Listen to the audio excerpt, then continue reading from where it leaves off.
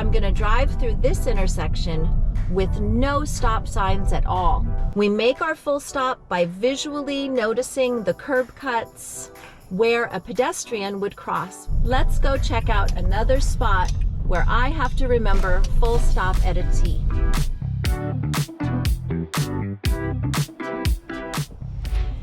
Hey guys, it's Jacqueline.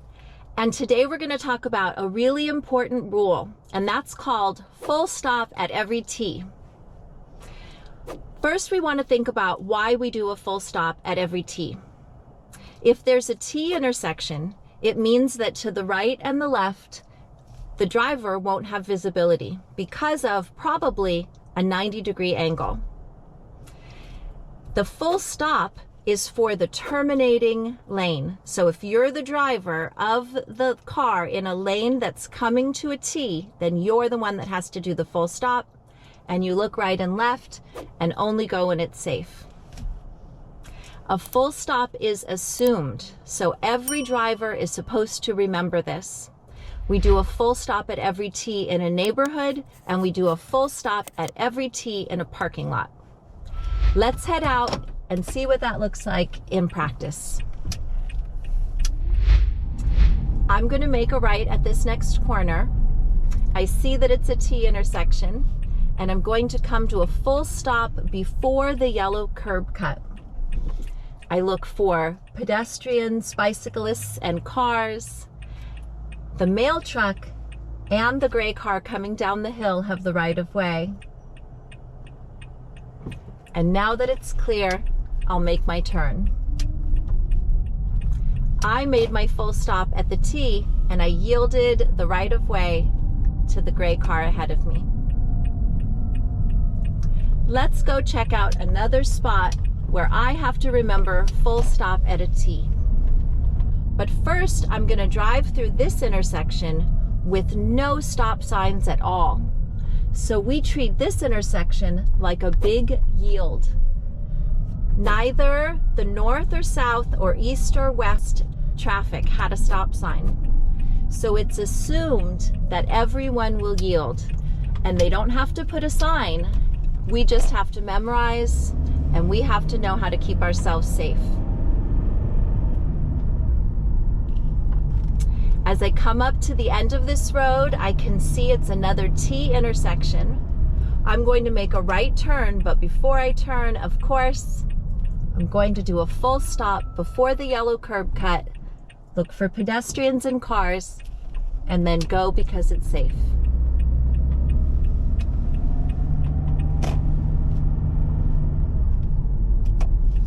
So if I do my full stops at every T, and other drivers do their full stops at every T, then no one will crash into each other. And that's our best case scenario.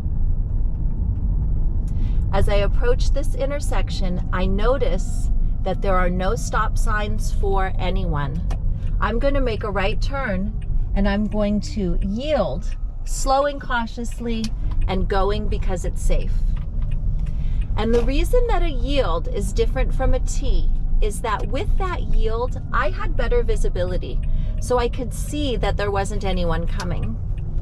It's only with the T, when we have a 90-degree angle or more, and we can't really see, that we have to do the full stop.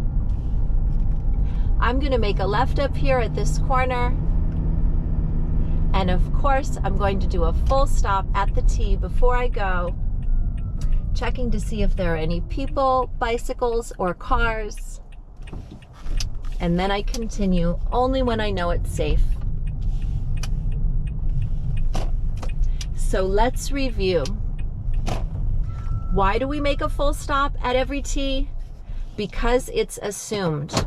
The terminating lane has to stop. That's the law. And cross traffic has the right of way, whether it's pedestrians, bicycles, or cars.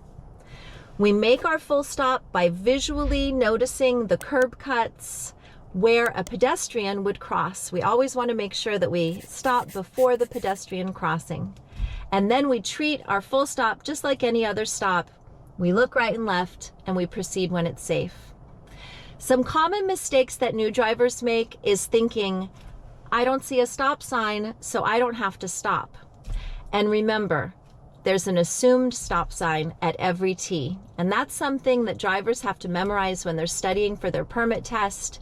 And we're expected to retain that throughout our driving lives. This mistake can be really tough in parking lots when people are moving around in small spaces.